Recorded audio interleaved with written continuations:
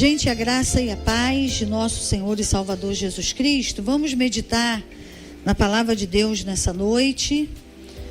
Nós estávamos falando, na quarta-feira, nós falamos sobre a vergonha, lá em Sofonias, no capítulo 3, a partir do versículo 15, quando Deus começou a falar para que eles fortalecessem as mãos fracas, para que eles não temessem, que Ele era poderoso, estava no meio deles, que Ele ia trazer de volta a que foi excluída, que foi manca, a que foi expulsa, e que Ele ia fazer deles um nome e um louvor na terra, em todo lugar que eles foram envergonhados.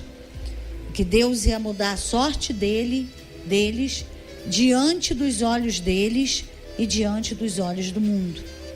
Então nós começamos a falar da vergonha e hoje nós vamos continuar falando. Além da vergonha, nós vamos falar do opróbrio.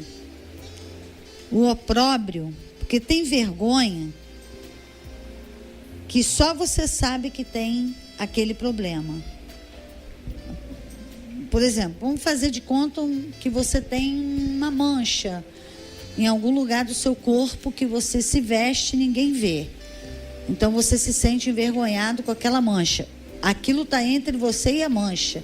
E Deus que sabe, mas ninguém sabe daquilo ali. Agora, tem vergonha que ela é exposta. Que todo mundo sabe. Às vezes a pessoa está passando um problema com o filho. Todo mundo sabe que o filho dela está naquela situação, o filho dela está com aquela dificuldade, todo mundo sabe. Então, uma situação que traz vergonha, uma vergonha exposta, que é o opróbrio.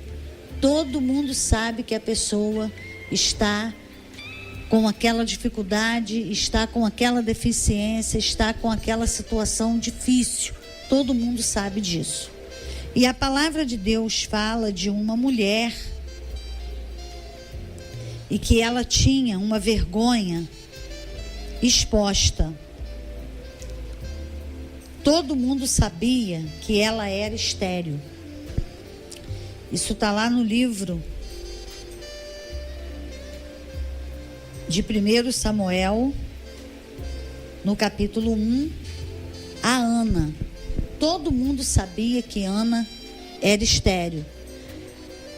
E a vergonha, não só por causa da esterilidade, porque a mulher, naquele tempo, a mulher que concebia, que tinha filhos, ela era considerada assim uma mulher maravilhosa, uma mulher bem-aventurada. E a que não tinha filhos, ela era quase uma mulher maldita. Então, além da esterilidade, a dor de ser estéril, a tristeza por ser estéril, e o marido dela poderia ter uma outra mulher só para ter filhos. Além disso, essa mulher que ele tinha só para ter filhos, essa segunda esposa, vamos dizer assim, elas poderiam morar juntas na mesma casa. Então morava todo mundo junto. Então isso aí era uma coisa assim muito triste, porque ela estava agora dividindo seu marido com uma outra mulher. E legalmente, na cultura deles era legal, tamanha importância de deixar descendentes. Hoje tem gente que até pode ter filhos e não quer, porque hoje não é assim tão importante, né, você ter muitos filhos ou você ter um. Tem até países que controlam a taxa de natalidade. Controla, cada família só pode ter um filho e por aí vai. Mas naquela época, eles tinham que deixar descendente, porque quem não deixava descendente também era quase uma pessoa maldita, porque o nome dele era riscado da descendência. Por exemplo, chegava o pai dele, vamos dizer, João gerou Joana. Aí se Joana não tivesse filho, parava ali. Acabava ali a descendência, não tinha mais. Então isso para eles era um horror, era uma coisa muito horrível. E eles ficavam muito envergonhados por conta disso. E Ana, segundo o texto bíblico de 1 Samuel 1, ela era casada com um homem chamado Eucana. E a palavra de Deus diz que Eucana, ele gostava demais de Ana, ele amava Ana. Mas como Ana não dava filhos para ele, ele pegou uma outra mulher chamada Penina, e a Bíblia diz que Penina tinha filhos. Não diz quantos, mas aparentemente muitos.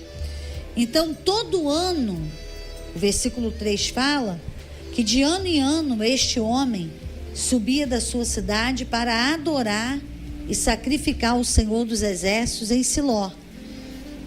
Assistiam ali os sacerdotes do Senhor, Ofni e Finéias, os 2 filhos de Eli. No dia em que Eucana sacrificava, costumava dar quinhões a Penina, sua mulher, e a todos os seus filhos e filhas. Então a gente imagina aí, para a Bíblia falar todos os seus filhos e filhas, Penina teve muitos filhos. Porém a Ana dava uma porção dobrada, porque amava a Ana, embora o Senhor lhe tivesse cerrado a madre. Porque eles pensavam isso, naquela época eles pensavam que quando eles não conseguiam alguma coisa, quando elas eram estéreis, ou o homem era estéril, era porque Deus que não queria. E não era isso. Porque a enfermidade, ela não vem de Deus. Porque Jesus levou sobre ele todas as enfermidades para nos curar. Então, se você acha, e eu acho que a enfermidade veio de Deus, é uma coisa esquisita. Porque se Jesus morreu para nos curar, como que a enfermidade veio de Deus? Não é possível isso. Então, eles tinham esse pensamento. Porque se você acha que a enfermidade vem de Deus, você não ora para ser curado. Porque como que Deus vai tirar de você uma enfermidade que Ele que colocou? Ele quer que você fique doente. Então você está vendo como que é uma coisa estranha? E a palavra de Deus, ela não é estranha. Ela é clara em dizer que o diabo veio para roubar, matar e destruir. E Jesus veio para dar vida, e vida com abundância. Quem dá vida e vida com abundância não dá enfermidade. Quem morreu na cruz, levando sobre ele todas as nossas doenças, não vai colocar doenças em nós. Então Jesus veio para nos curar. Mas eles pensavam que eles estavam doentes porque Deus tinha cerrado a madre de Ana. Deus tinha cerrado. E não foi Deus que cerrou a madre de Ana. Então chegou uma vez, nesses anos todos, que Eucana levava as duas, e lá naquele lugar, Ana era mais humilhada do que tudo, e envergonhada mais do que tudo. Por que ela era envergonhada? Porque lá que a esterilidade dela sobressaía. Por que sobressaía? Porque Penina tinha um monte de filho, estava do lado dela, e ela não tinha nenhum. Então ela era envergonhada e humilhada no lugar que ela ia adorar. Aonde ela ia adorar a Deus, ela ia louvar o Senhor, ela ia ser ministrada pelo sacerdote. O sacerdote ia interceder por todo o povo. Era um momento assim de alegria, um momento de comunhão, um momento de confraternização. E Ana estava lá, passando por aquela humilhação toda, por aquela vergonha toda. Então chegou um dia que quando o marido dela, Eucana, trouxe um bolo, um pedaço de bolo bem grande para ela, ela não quis comer. E o versículo 7 fala assim: e assim sucedia de ano em ano, que ao subirem à casa do Senhor, Penina provocava Ana, pelo que esta chorava e não comia. Então Eucana, seu marido, lhe perguntou: Ana, por que choras? E por que não comes? E por que está triste o teu coração? Não te sou eu melhor do que 10 filhos? Não era. Ele não era melhor para ela do que 10 filhos. Porque ela queria, ele era o marido dela, ela respeitava ele era um excelente marido, mas ela tinha um sonho. Então, quando você tem um sonho de Deus no seu espírito, que Deus colocou, nada vai substituir aquilo. Enquanto aquilo ali não se realizar, você não fica realizado em Deus. Então você precisa que aquele sonho se realize.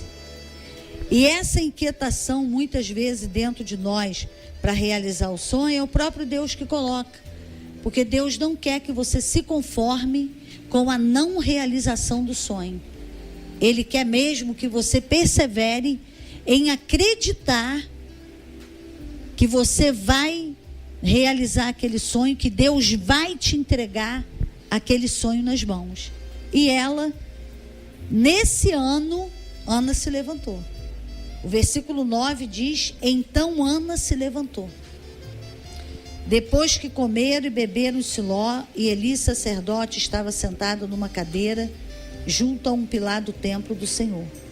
Ela, pois, com amargura de alma, orou ao Senhor e chorou muito. Então, naquele ano, ela reagiu. Mas por que ela não reagiu antes? Eu acredito que ela não reagiu antes porque ela não tinha força. Porque para você reagir, você tem que ter força. E uma força que vem de Deus. Deus que te dá força para reagir. Porque Ele só vai estabelecer o sonho se você se levantar, se você reagir e se você der um basta nessa situação. Então, esse próprio impulso de reagir é o próprio Deus que coloca dentro de nós. Ana não tinha força para reagir. E sabe o que deu força para ela reagir? Ela ter ido lá todos os anos, ter sido humilhada, envergonhada, mas ela não deixava de ir. Ela sabia que ela ia ser humilhada, mas ela não deixava de ir porque ela queria adorar. Olha só, vai pensando comigo. Então, o fato dela ter se posicionado esse tempo para adorar, a adoração que ela entregava para Deus foi dando força para ela reagir. Foi dando força para ela não aceitar, não se conformar e não se adaptar mais àquela situação. Até aquele ano, ela comia o bolo que ele dava, como uma compensação de ter comido o melhor pedaço e o maior pedaço, com mais amor e carinho, como se fosse uma compensação por ela ser estéril. Naquele ano ela não quis mais aquele bolo. Naquele ano ela não quis mais aquela compensação. Naquele ano ela se levantou para receber um milagre, não um pedaço de bolo. Naquele ano ela se levantou para viver o sonho que Deus tinha para ela e não um pedaço de bolo. E às vezes quem nos ama, quem gosta de nós, porque vê você triste, porque o sonho não veio, não aconteceu, não se realizou, aí alguém tenta te compensar. Quem te ama, gosta de você, tenta te compensar com alguma coisa. Mas nada ocupa o lugar do sonho de Deus na nossa vida. Por quê? Porque além de Deus te abençoar com aquele sonho, Ele vai abençoar aquela geração. Porque quem ia nascer de Ana ia ser um sacerdote, ia ser um profeta, ia ser um juiz. Então Deus tinha urgência que esse sonho se realizasse. E Ana precisava reagir.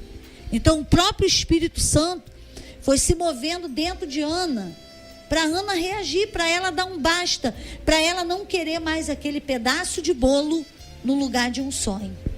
Quem sabe você está aí com um pedaço de bolo no lugar de um sonho. Você está recebendo alguma coisa que não é um sonho, é só uma compensação. E Deus não tem uma compensação para te dar. Ele tem o próprio sonho. Ele tem a promessa dele. Ele tem a vontade dele para a tua vida. Porque os nossos sonhos vão fazer diferença na nossa geração. Deus vai usar o sonho para marcar a tua geração.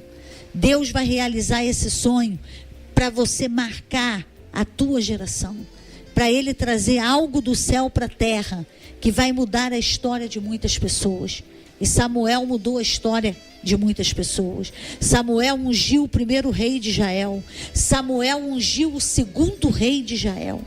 Ele foi um homem íntegro, um homem respeitado por toda a população, um homem que fez uma grande diferença na sua geração. Então a bênção que Deus tem para te dar, o sonho que Ele quer realizar na tua vida, vai fazer diferença na tua geração, vai marcar a tua geração, vai abençoar a sua vida e a vida de outras pessoas. Por isso que Deus quer realizar o sonho, porque o próprio sacerdote e os filhos do sacerdote que estavam ministrando no período de Ana, eles estavam totalmente fora da presença de Deus. E Deus estava contando dias para tirar eles da ministração e colocar Samuel no lugar. Por isso que Samuel, tão criança, foi lá para a casa do sacerdote, foi lá para o tabernáculo, foi lá para ser criado, porque ele ia suceder aquele sacerdote. Então Deus tinha pressa. Eu quero dizer para você, Deus está esperando a tua reação. Deus está esperando você dizer um basta. Ah, mas Deus já sabe. Ele sabe, claro que Ele sabe. Mas o clamor é uma lei espiritual. Enquanto você se acomoda, enquanto você se adapta, enquanto você se conforma, nada vai mudar. Mesmo Deus querendo tanto aquilo ali, nada vai mudar.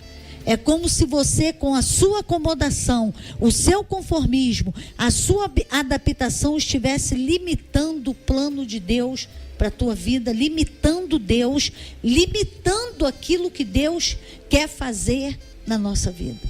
Então Ana se levantou para viver um grande milagre. Ana se levantou para sair do opróbrio, de um opróbrio que era uma vergonha exposta. E ela se levantou. E ela não aceitou aquela situação. Mas chegou um dia que ela orou ao Senhor. E quando ela saiu ali daquele tempo, ela já saiu grávida de um milagre. E quando ela chegou na casa dela, ela ficou realmente grávida do seu esposo. E Samuel nasceu. E depois que ela desmamou Samuel foi lá para ser criado pelo sacerdote Eli. E ele, ainda criança, Deus falava com ele. Ainda criança, ele ouvia a voz de Deus. E dali em diante ele foi crescendo, até que ele assumiu o sacerdócio de Israel. E ele foi um sacerdote, e ele foi um profeta, e ele foi um juiz. Marcou a geração dele, sendo usado poderosamente por Deus.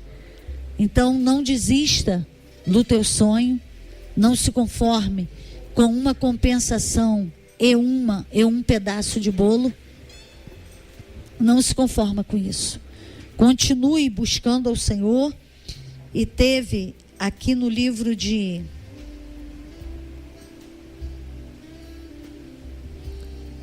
de 1 Samuel,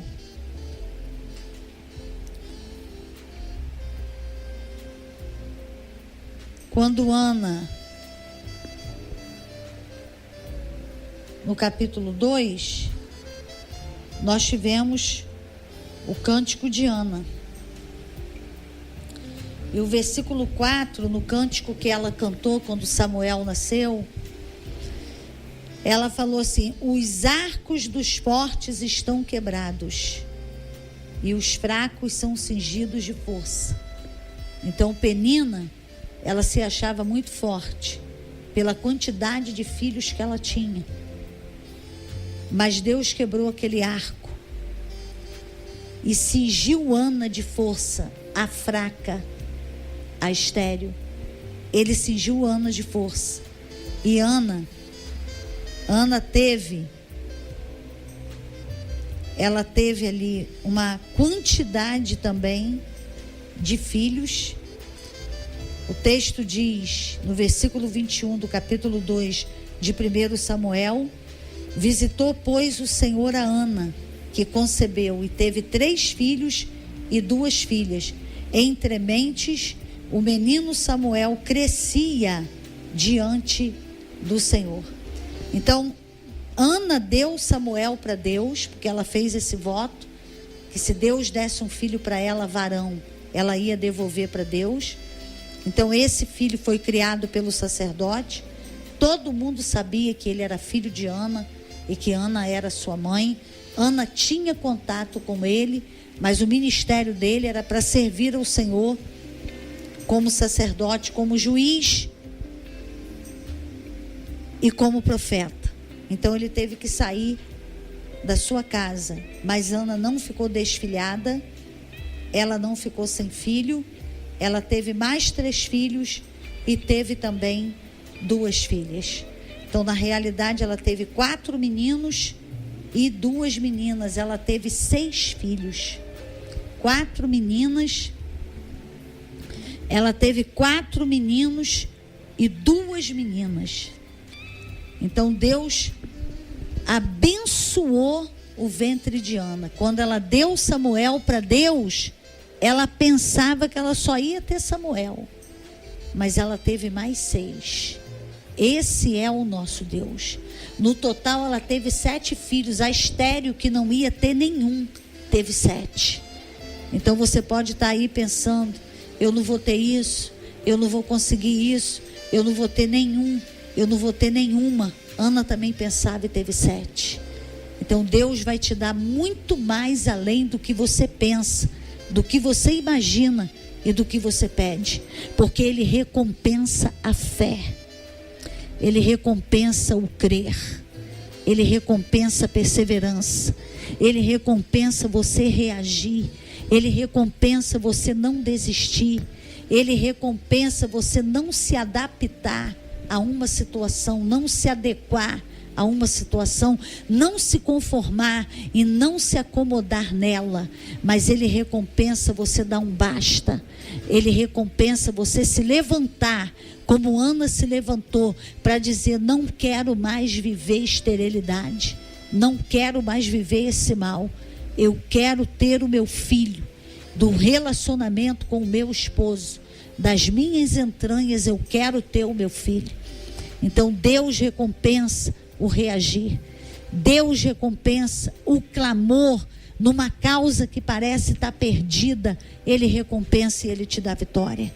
É isso que nós vamos fazer agora. Senhor, em nome de Jesus, visita com teu milagre, visita com a tua vitória toda mulher e todo homem que está chorando, que está reagindo, que está se levantando, que não aceita o que está vivendo, o que está vivendo com ele, o que está vivendo nele, o que está vivendo na família dele, o que está vivendo na família dela. Não aceita a enfermidade, não aceita a miséria, não aceita, Senhor, a crise na vida familiar e conjugal, não aceita ele de um lado e o filho para outro, a mulher de um lado e o marido para outro, não aceita.